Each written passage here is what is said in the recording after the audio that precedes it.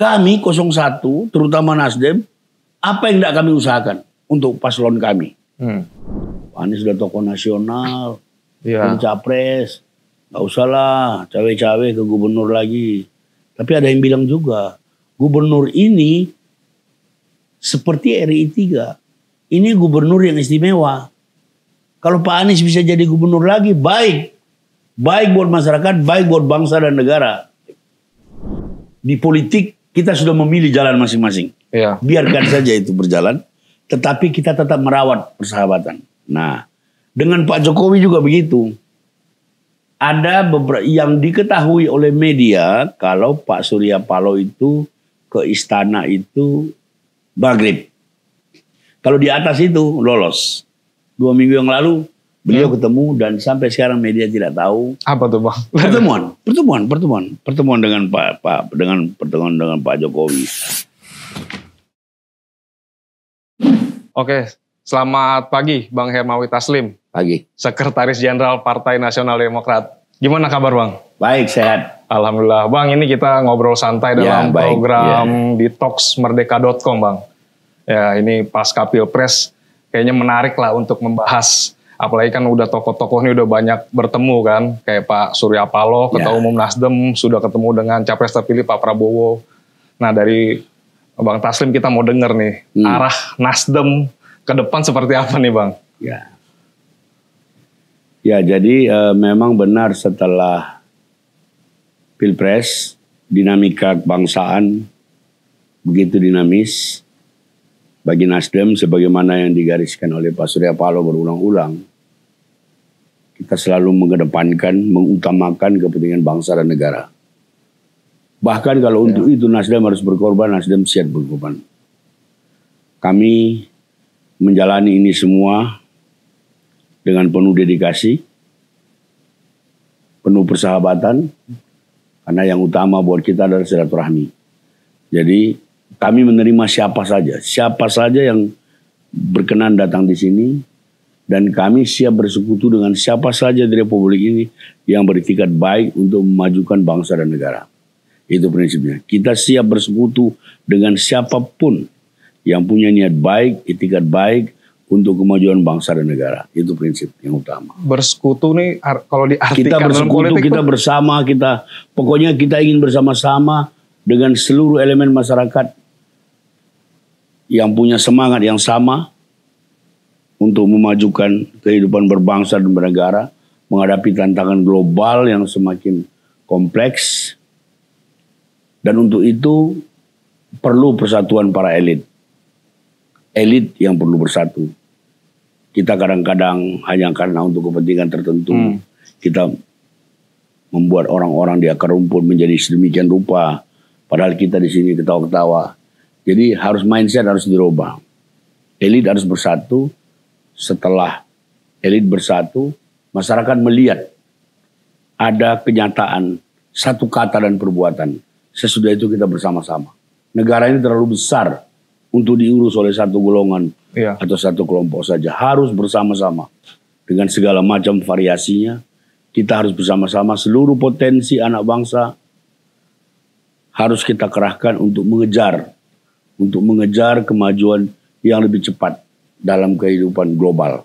Itu salah satu semangat kami saat ini. Oke Bang, ini saya garis bawahi beberapa ucapan Abang ya. Harus bersama-sama, bersekutu, para elit harus bersatu. Ini kan semacam kode kuat nih Bang. Apalagi Pak Surya Paloh saat ketemu Pak Prabowo menyatakan siap mendukung pemerintahan baru. Nah itu bisa ditafsirkan artinya ke depan berkoalisi atau gimana Bang? Bukan kode, itu kan karena masyarakat kita yang majemuk, plural, kita mesti bersama-sama. Jadi yang selama ini kan banyak sekali hal-hal kecil ya. Saya besar merantau dari kampung ibu, dari Nias, Padang, lama di Jakarta, sekolah di Medan. Saya ngelihat bagaimana kemajemukan itu kalau diramu sedemikian rupa bisa menjadi kekuatan yang dahsyat. Tapi kalau salah kita memanage, salah kita menangani kemajemukan bangsa ini, nah itu kita juga bisa lihat contoh-contoh di sejumlah negara. Beberapa tahun yang lalu Sudan terbelah karena agama. Akhirnya dunia internasional mengizinkan mereka. Yang selatan bikin negara sendiri, mayoritas Kristen. Yang utara bikin negara sendiri, mayoritas Muslim. Sekarang mereka saling berkelahi. Yang Kristen ini mau bikin negara-negara lagi. Sama aja yang Muslim juga begitu. Nah, kita lebih majemuk dari mereka. Tapi kita bisa membangun kebersamaan sampai saat ini. Kebersamaan kita sedemikian rupa. Sehingga mudah-mudahan ke depan kita bisa mewujudkan apa yang dicita-citakan, apa yang sudah digariskan oleh pendiri Republik ini, masyarakat adil dan makmur. Bersekutu bersama-sama, itu kalimat-kalimat yang selalu kami ucapkan. Ya.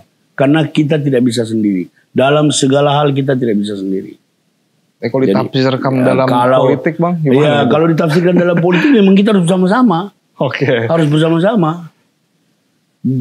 Kalau dalam skala yang lebih sempit, kalau Anda tadi mengatakan koalisi atau tidak koalisi, itu kan kehidupan praksis politik kita. Tetapi dalam semangat kebangsaan, dalam semangat keindonesiaan yang utuh, tidak ada untungnya bermusuhan terus-menerus. Ya. Tidak ada untungnya cakar-cakaran. Kita sudah lihat, tidak usah di negara lain, di negara kita saja. Ya. Bagaimana masyarakat Maluku yang terkenal dengan pela gandong, terprovokasi, berkelahi, orang bersaudara, dan banyak lagi saya kira. Kita itu guru kita semua, kita belajar dari pengalaman-pengalaman itu yang sudah-sudah. Yang sudah-sudah kita menatap ke depan dengan lebih dewasa, dengan lebih matang, dengan lebih solider, dengan lebih teposeluro. Banyak persamaan yang bisa mempersatukan kita. Jangan cari-cari perbedaan. Kalau perbedaan, anak kembar yang lahir dengan perbedaan detik pun ada bedanya. Iya, benar. Itu prinsip yang selalu digarisbawahi oleh Pak Surya Paloh kepada kami. Ya, artinya kan saat Pilpres mungkin tensi tinggi, ya saling kritik, ya kan, ada perbedaan. Setelah itu Pilpres artinya ya itu kan layaknya sebuah kompetisi. Ya. Kompetisi itu pasti ada akhirnya. Dan kita harus move on. Ya. Kami 01, terutama Nasdem, apa yang tidak kami usahakan untuk paslon kami? Segala macam. Tapi faktanya sampai di MK, kita tetap tidak menang.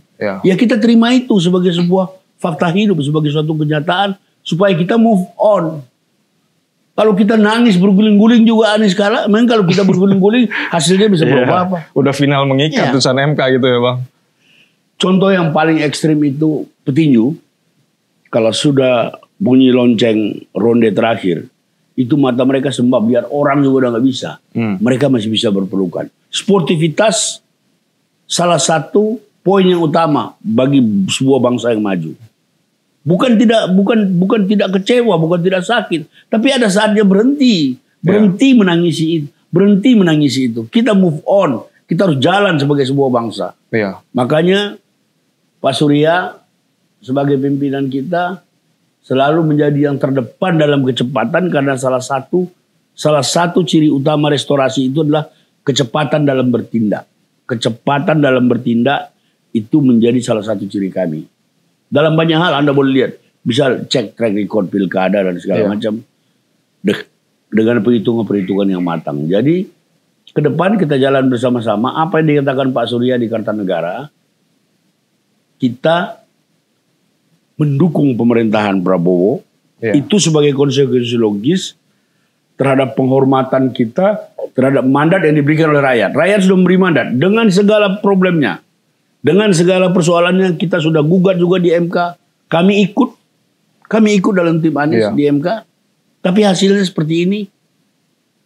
Nah, rakyat sudah memberi mandat. Kita harus legowo. Kita harus move on. Masa terus-menerus marah-marah, maki-maki. Memang kalau udah maki-maki, hasil Pilpres bisa berubah apa? Iya. Itu aja.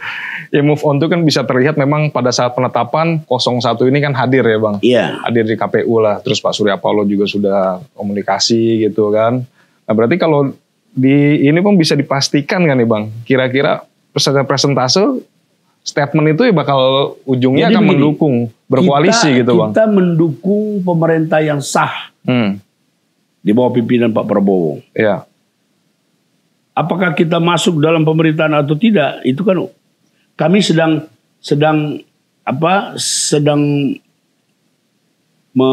mencermati dinamika kebangsaan, masih ada waktu 6 bulan. Ya. Masuk atau tidak masuk dalam pemerintahan itu fase lain, fase berikutnya. Tetapi kami dengan tegas mengatakan mendukung pemerintah karena pemerintahan ini sah dengan segala kekurangannya, dengan segala problem yang dihadapi selama masa kampanye sampai penetapan dan segala macam. Supaya apa? Supaya kita sama-sama maju. Emang kalau kita nggak akui terus problemnya gimana? Bangsa ini siapa yang urus? Nah itu sebenarnya dasar pijakan kita mengambil sikap. Saya ulangi sekali lagi, baik ketika Pak Prabowo datang di sini maupun ketika kami ke Kartanegara, statement Pak Surya tetap sama, kita mendukung pemerintahan yang sah supaya bisa bekerja dengan baik, bisa memberi dharma baktinya kepada bangsa dan negara sesuai dengan janji-janji kampanyenya. Kami bagaimana? Sedang kami pikirkan, sedang kita godok. Apakah kita mau bersama pemerintah, dalam pemerintah atau tidak. Tetapi yang jelas kami mendukung pemerintah. Iya. Ya, tanpa syarat. Masuk atau tidak kan masih berproses tuh Bang. Sekarang kan pertanyaannya, sudah ada nggak tawaran atau pembicaraan saat Pak Prabowo sama Pak Surya Paloh bertemu gitu Pak Surya itu? Kalau pembicaraan itu baik di sini maupun di Kertanegara, saya ikut dari menit pertama sampai menit terakhir. Bahkan di Kertanegara itu kita sama kawan-kawan dari Nasdem dan Pak Dasko dan beberapa itu mau keluar. Kita bilang biarlah bapak ngomong berdua, enggak katanya, kamu di sini semua. Empat mata tadinya sengaja. Ada yang rahasia. Gitu. Ada yang rahasia, kalian di sini dari menit pertama sampai menit terakhir sampai beranjak ke konferensi pers, kita semua hadir. Tawaran-tawaran seperti itu dalam bahasa bersayap Pak Prabowo ada. Tetapi itu bukan yang utama buat kami. Itu bukan yang utama buat kami. Itu bukan karena itu kita datang ke Kartanegara. Ya. Sekali lagi semangat kita semangat kebangsaan, dukungan kita juga dukungan kebangsaan. Kita akan terus mencermati. Kami sekarang punya 2.190 anggota DPRD dari RI sampai kabupaten kota. Itu mengalami kenaikan 17,5% dari 1.862. Mereka ini kan harus diajak ngomong. Karena tanpa mereka kita ini nggak ada apa-apanya di pusat. Kan mereka yang habis-habisan, mereka yang bekerja keras, mereka yang berjibaku dari hari ke hari di lapangan. Perlu dengar masukannya juga. Perlu dengar masukan, dialog dan seterusnya. Saya kira sementara posisi kami masih seperti itu. Terus mencermati dinamika kebangsaan yang terjadi. Pada saatnya tentu kami akan mengambil sikap. Sikapnya apa ya? Tergantung dinamika ini. Iya. Nah kalau tadi sempat Abang singgung mendukung tanpa syarat. Iya. Ya hari ini kan posisi Nasdem walaupun akhirnya kemarin berbeda lah jalannya dengan Pak Jokowi lah gitu kan.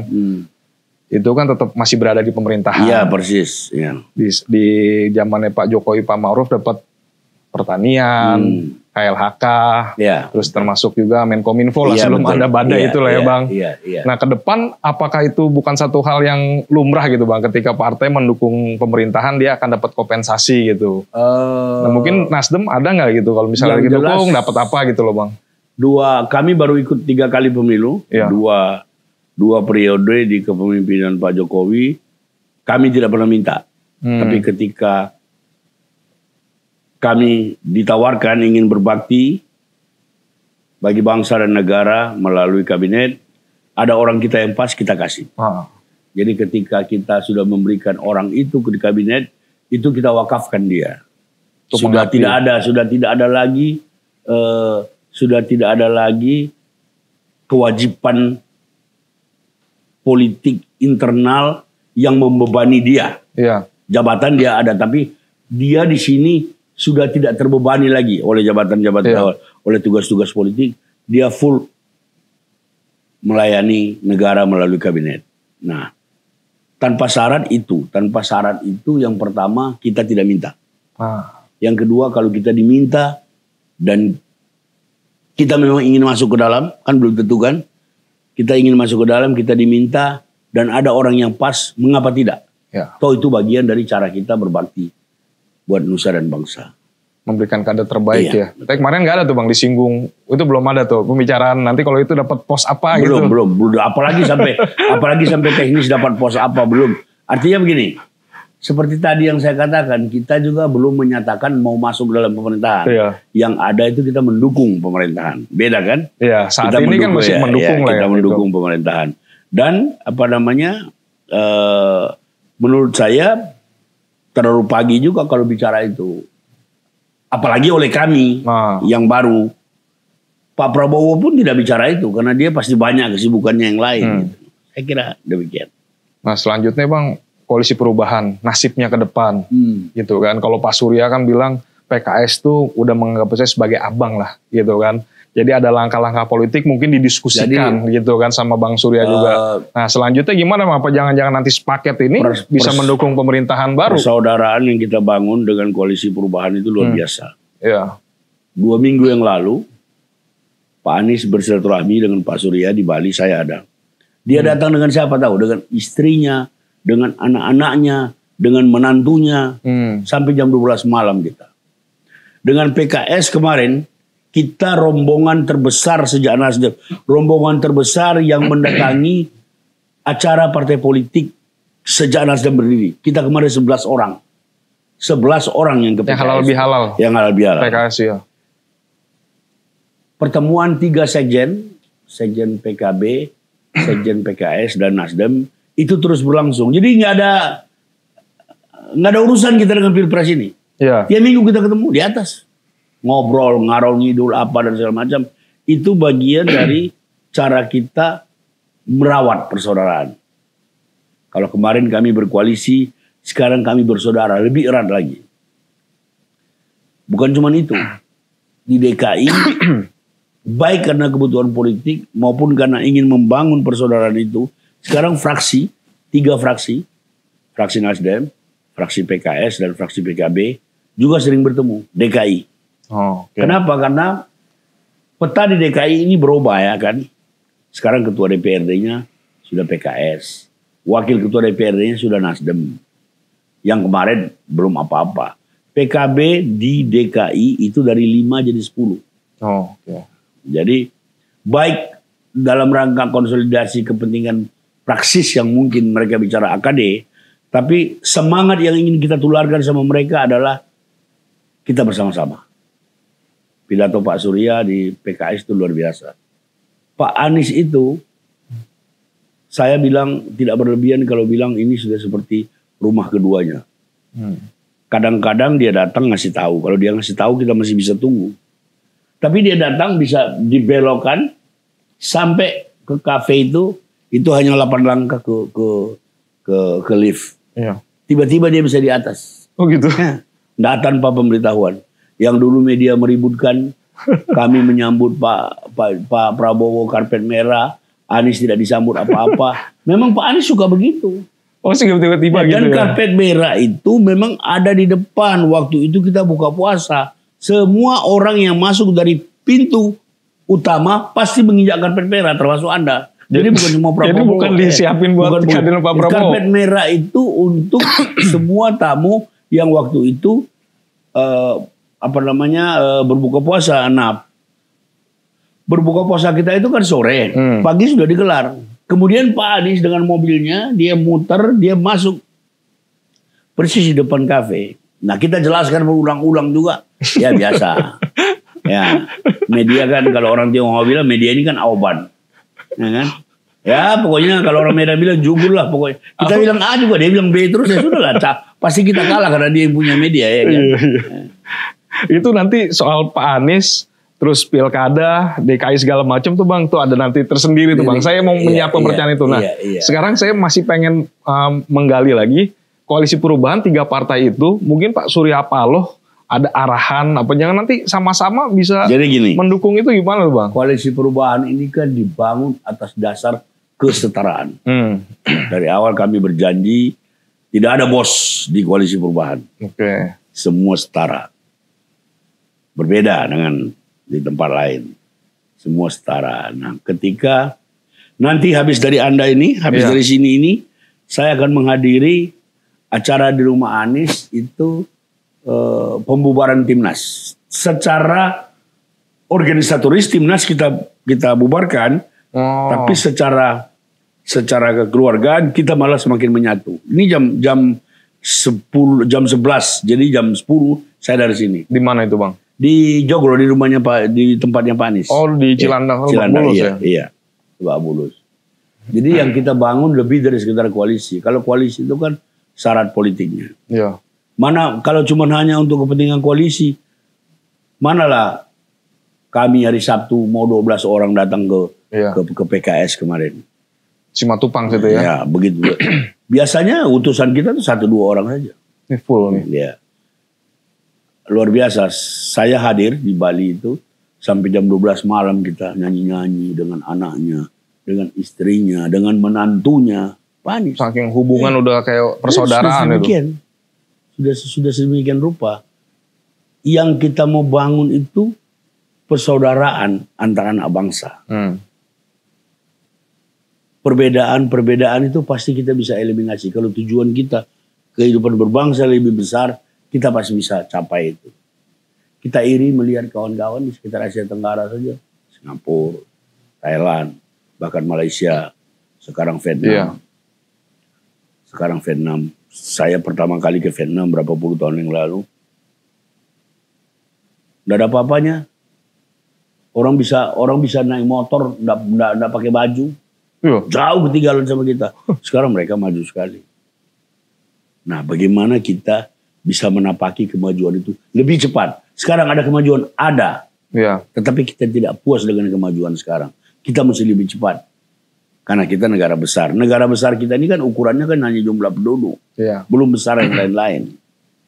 Saya kira demikian. Nah sekarang soal ini Bang, pilkada nih persiapannya untuk Partai Nasdem nih Bang. Yang mungkin ada beberapa, ini kan banyak ya serentak ya Bang, mungkin ada prioritas. Nanti baru kita, ini soal nama tadi kan.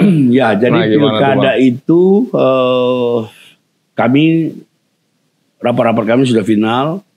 Kita sudah kirim edaran, kita sudah kirim beberapa peraturan organisasi, kita kirim tata cara. Kami selalu, setiap pilkada, kami selalu memakai titel Indonesia Memanggil. Nah, pendaftaran pilkada itu sedemikian fleksibel. Kalau nggak salah saya 1 sampai 5 atau sampai 7 Mei. Tapi sekarang orang-orang sudah mempublikasi. Itu pendaftarannya fleksibel. Bisa di pusat, bisa di provinsi, bisa di kabupaten kota. Kenapa? Ini kan pilkada politis. Ada orang yang mungkin mengalami hambatan psikologis di daerah, boleh di sini. Yang kedua, yang paling penting dari semua tahapan pilkada itu adalah pilkada seperti pilkada seluruh sebelumnya adalah pilkada tanpa mahar. Itu kami pastikan. Salah satu elemen penting lagi adalah survei. Ada 9 lembaga survei yang sudah diakreditasi. Yang sudah diakreditasi oleh Bapilu, dipimpin oleh Pak Prananda Suryapalo dan Willy Aditya. Itu kita akreditasi. Artinya kalau Anda calon dari Nasdem, Anda survei di antara 1 dari 9 lembaga itu kami akui. Tapi kalau Anda masukkan lembaga survei lain, kita mau lihat lagi. Ini dari mana? Siapa, apa track recordnya dan segala macam. Nah, kami tahun ini, pilkada tahun ini, kami sebut juga pilkada kader. 10 tahun sejak Nasdem ada, itu banyak orang mengatakan kemenangan Nasdem itu kemenangan semu. Kalau dihitung, itu menang kita tuh bisa 90 juga. Semu itu maksudnya gimana? Semu itu artinya kader lain yang kita dukung, kader partai lain. Kenapa? Karena kita baru kan. Nah sekarang kami punya 50 ketua DPRD kabupaten kota.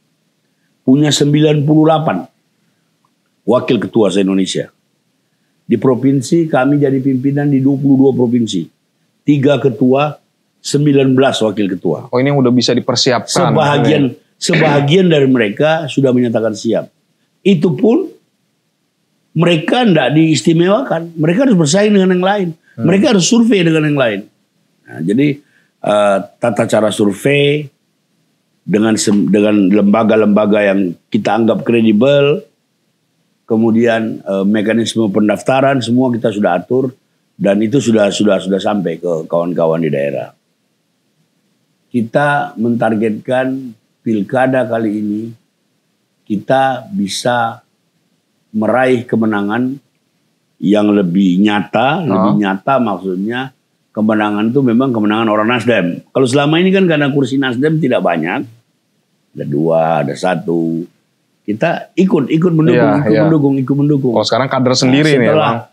Setelah nanti kalau diundang dia kan pernah datang juga, karena ternyata kader partai sana. Dia kader partai sana dan tidak salah juga. Ya. Tapi waktu itu hanya itu yang bisa dilakukan oleh Nasdem. Hanya itu yang bisa dilakukan oleh Nasdem karena Nasdem belum settle. Sekarang keadaannya lebih baik. Kader kita lebih banyak. Kita ketua DPRD di kota-kota besar, ibu kota provinsi. Yang saya ingat itu Palembang. Ya. Kita ketua DPRD di sana. Merauke, Papua Selatan. Kita ketua DPRD di sana. 2 di antara yang 50 tadi ya termasuk itu.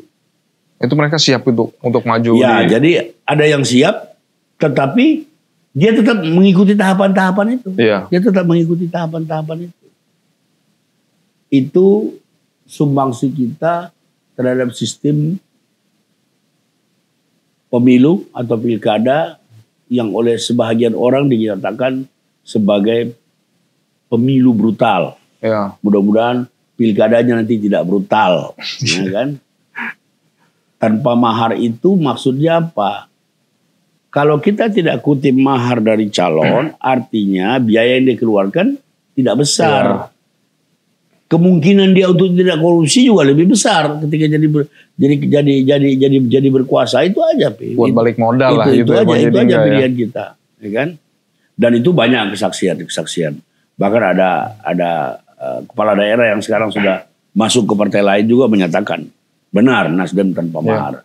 Itu trademark yang selalu kita usung, yang selalu kita bawa. Mudah-mudahan bisa berimbas kepada perbaikan sistem pemilu yang lebih bermartabat. Ya, artinya kan setelah berproses cukup panjang di 2024 ini Nasdem lebih percaya diri lah Bang. Ya kan, bukan mengusung lagi mendukung kader partai lain tapi kader sendiri gitu kan. Iya betul. Nah terlepas dari itu kan yang udah mulai rame nih Bang lagi kan soal DKI. Muncul lagi nama Pak Anies kan. Iya. Nah kalau Abang lihat ada nggak peluang itu Pak Anies? Waktu pertemuan 3 sekjen dan 3 ketua fraksi DPRD DKI. Iya. Masing-masing tuh karena sering bertemu sudah mulai nyebut nama. Saya ingat PKB itu menyebut nama Ibu Ida Fauzia, Menteri Tenaga Kerja. Oke. PKS itu menyebut nama Mardani Alisera dan Sohibul Iman. Oke. Nasdem menyebut nama Ahmad Saroni dan Bibi Andrino. Kami menyebut itu belum menjadi pilihan partai, tapi ini nama yang muncul dari bawah, yang ada suaranya lah. Akar rumput menyuarakan ada gitu suaranya lah. Nah, waktu konversi pers memang ada yang nanya, bagaimana Anies? Waktu itu kita jawab, pertama kontrak kita dengan Pak Anies itu untuk Pilpres. Ya. Jadi kalau beliau memang mau maju gubernur, tentu itu lebih banyak karena pertimbangan-pertimbangan bacaan beliau dan seterusnya. Kita tentu hormati pilihan itu. Kita hormati pilihan itu. Tapi apakah kami otomatis nanti mendukung Anies kalau Anies menjadi calon? Belum tentu juga. Ini kan ada pembicaraan yang lebih dalam lagi. Saya kira Pak Anies akan sangat bijaksana mempelajari situasi. Ada 2 pendapat ekstrim tentang Pak Anies. Ada yang mengatakan, udahlah, Pak Anies sudah tokoh nasional, capres, nggak usah lah cawe-cawe ke gubernur lagi. Tapi ada yang bilang juga, gubernur ini seperti RI 3. Ini gubernur yang istimewa. Kalau Pak Anies bisa jadi gubernur lagi, baik. Baik buat masyarakat, baik buat bangsa dan negara. Itu suara-suara yang terekam oleh kita dari luaran. Ya. Nah, saya sejak sejak putusan MK 4 kali bertemu Pak Anies. 1 kali di PKS, 1 kali di Bali sampai tengah malam, 2 kali di sini, belum sempat bicara itu. Belum sempat menanyakan langsung bagaimana sikap beliau. Dan saya kira pasti beliau sedang melihat situasi. Tapi apapun putusan Anies itu sudah tidak berkaitan lagi dengan koalisi 01. 01 itu kontraknya dengan Pak Anies untuk Pilpres. Iya. Nah, kalau nanti beliau misalnya ada minat untuk maju DKI, ya kita urus lagi. Kita jajaki lagi. Tapi Nasdem, PKS dan PKB tidak terikat dengan Anies sampai hari ini. Anies juga tidak terikat kepada kami. Masing-masing bisa mengambil sikap sendiri. Dan sampai sejauh ini masing-masing partai itu mengusulkan nama yang berbeda-beda lah Mas ya. Iya. Sesuai dengan yang berkembang, dinamika yang berkembang di masyarakat. Tapi kan memang potensi Pak Anies yang sebagai incumbent, apalagi kemarin Pilpres kan luar biasa dan juga beliau itu juga masih sangat capaiannya. Sangat muda. Saya juga percaya raihan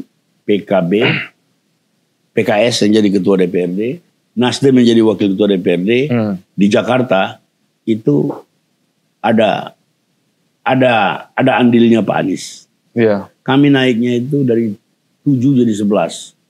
PKB jadi 5 jadi 10. Kursi ini ya Bang? Iya, PKS dari 15 jadi 18 jadi ketua DPRD. Jadi di DKI ini peta politik partai memang betul-betul berubah. Ya artinya kan kalau yang Abang bilang tadi kan pengaruhnya Pak Anies luar biasa buat 3 partai ini kan. Ya, artinya kalau di DKI paling tidak. Khusus DKI. Kalau nanti bergabung lagi terus Pak Anies dicalonkan potensinya kan. Kita lihat nantilah. Nah kalau pandangan Abang sendiri tadi kan ada pendapat ekstrim katanya. Abang mana nih, orang kayak Pak Anies sudah tokoh nasional, capres, apakah dia harus cagup lagi? Kalau Abang idealnya gimana melihatnya? Tentu pertimbangan-pertimbangan itu sepenuhnya nanti ada di Pak Anies ya. Pertimbangan itu ada di Pak Anies. Tapi kalau di kita, untuk berbakti bagi nusa dan bangsa itu kan tidak mengenal tempat dan level. Kita bisa berkarya di mana saja. Nah, Pak Anies lebih bijak lah. Karena dia sudah punya infrastruktur sendiri. Tim dia itu, tim yang ikut dalam TKN dia itu kan sebahagian yang dari DKI. Tambah lagi Pilpres ini, pasti tim dia pasti kuat, banyak. Nah, tapi apakah Anies akan ambil bagian dalam pilkada ini hanya beliau yang tahu. Dan sampai sekarang masih belum nyata sikapnya. Itu kan kalaupun nanti ada langkah selanjutnya, salah satu yang bakal diajak ngobrol sama Pak Anies kan mungkin Pak Surya Paloh sama Pak Sekjen lah gitu kan. Pasti minta pendapat gitu kan. Pasti kita memberi pendapat kalau beliau minta, tetapi terlalu dini untuk kita memastikan sikap. Sekarang ini terus bergulir sama seperti sikap kami kalau pertanyaan kalau tentang Prabowo kan. Nasdem mendukung pemerintahan, apakah masuk atau tidak dalam kabinet? Nah, ini proses yang menentukan nanti. Masih berjalan lah ya. Bang, itu kalau banyak di luaran kan sebelum Pilpres itu kan orang masih sering mungkin ditanyakan hubungan Pak Surya Paloh dengan Pak Jokowi. Kemarin kan pas nikahannya anaknya Ketua MPR Pak Bambang Susatyo kan viral tuh Bang. Video. Sampai ditepuk-tepuk lah, sampai dipegang gitu. Nah sebenarnya konkretnya seperti apa sih Bang hubungannya Pak Jokowi dengan Pak Surya Paloh gitu? Pak Surya Paloh itu orang yang selalu menjaga dan memelihara relasi pribadi. Kemarin di Kartanegara, baik Pak Prabowo maupun Pak Surya Paloh mengakui persahabatan mereka sudah 40 tahunan. Ketika kami ke Hambalang tahun lalu, Pak Prabowo juga mengajak Pak Surya. Pak Surya bilang begini, di politik kita sudah memilih jalan masing-masing. Biarkan saja itu berjalan, tetapi kita tetap merawat persahabatan. Nah, dengan Pak Jokowi juga begitu. Ada beberapa yang diketahui oleh media kalau Pak Surya Paloh itu ke istana itu maghrib. Kalau di atas itu lolos. 2 minggu yang lalu Beliau ketemu dan sampai sekarang media tidak tahu. Apa tuh Bang? Pertemuan dengan Pak Jokowi. Sebelumnya juga ada pertemuan dengan Pak Jokowi. Nah, pribadi mereka memang up and down, turun naik relasinya. Yeah. Tetapi saya lihat baik Pak Jokowi maupun Pak Surya Paloh selalu berusaha menjaga supaya relasi pribadi mereka itu dipertahankan baik. Yeah. Sama seperti Pak Surya dan Pak Prabowo, itu umur mereka cuma berbeda 2 bulan. Mereka sudah berteman sejak muda. Nah, dengan Pak Jokowi juga begitu. Ketika Pak Surya mengatakan di Tempo, hubungan saya sama Pak Jokowi sudah sampai kepada titik nadir. Tapi masih bisa pulih kembali. Ternyata sekarang pulih. Sekarang bisa dipastikan udah pulih. Ya, sudah pulih. Relasinya udah bagus sudah beberapa kali. Ya pulih artinya udah secara yang tadi Abang bilang nggak terekspos bolak-balik ke istana maghrib itu Bang waktunya itu. Kalau maghrib media tahu. Oh, jadi kalau maghrib media tahu. Kalau di atas maghrib yang terakhir ini setelah maghrib sampai sekarang nggak ada yang tahu. Itu disebutnya kunjungan malam hari apa tuh ngebahas? Bukan. Apa itu? Kan apa? Kedatangan Pak Surya itu kan tergantung ketersediaan waktu Pak Jokowi. Oh, jadi nggak mesti malam setelah maghrib itu enggak? Yang saya mau bilang, kalau dari sore sampai maghrib, itu Pak wartawan pasti tahu. Terekspos lah. Nah, tapi kalau sudah di atas jam makan malam, itu kan media sudah nggak ada lagi di istana. Relasi mereka baik. Baik karena mereka sama-sama punya keinginan yang kuat untuk merawat persahabatan. Dan yang paling penting itu menurut saya, sama seperti kami dengan PKS kemarin, ya kan. Ini kan semua kan dimulai 2 tahun yang lalu ketika Nasdem datang ke PKS di zaman Sohibul Iman. Anda masih ingat apa yang disebut dengan pelukan kebangsaan. Kita tidak ada batas. Saya ulangi tadi, saya mengatakan kita ingin berteman, kita ingin bersekutu dengan segala macam anak negeri ini yang beritikat baik untuk memajukan bangsa. Mungkin kalimat saya bersekutu jarang digunakan, tetapi bersama-sama, ya kan? Kalau bergandeng tangan kan kesannya klise, tapi bersama-sama dengan segala macam anak bangsa tanpa membeda-bedakan. Prinsip utamanya adalah equal, kesejajaran. Itu yang kami jaga.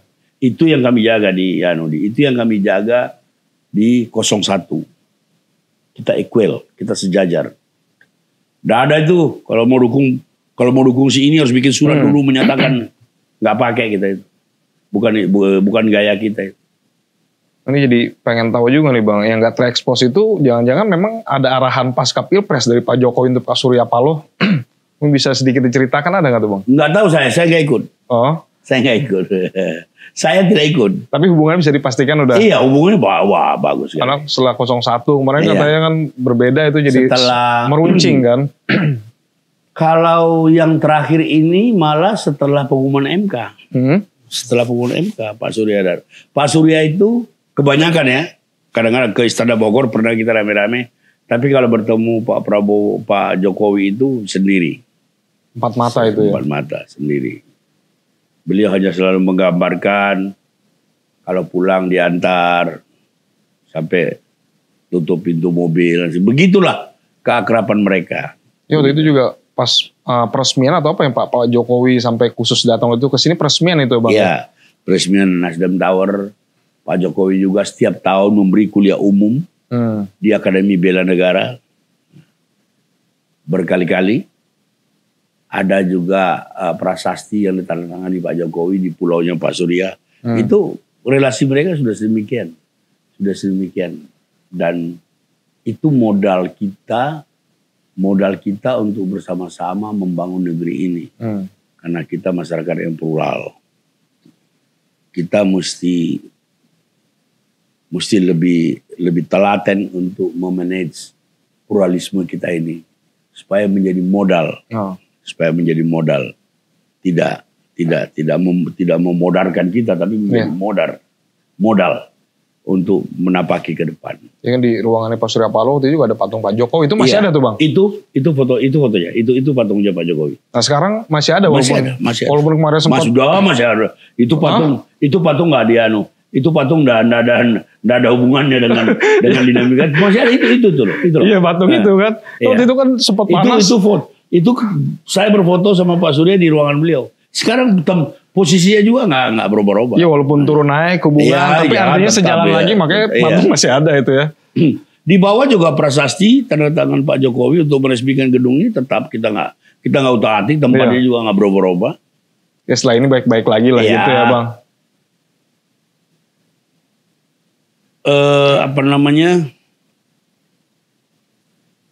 Itu menurut saya syarat membangun bangsa ini.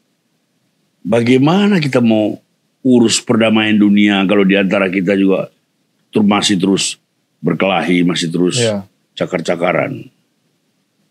Jadi kita utuh dulu. Jadi saya sependapat dengan Pak Prabowo itu, elit dulu bersatu, lalu elit ini memberi contoh apa yang disebut dengan satu kata dan perbuatan. Kalau elit bilang bersatu, dia mesti tunjukkan. Iya. Dia mesti tunjukkan secara fisik kepada masyarakat. Oke.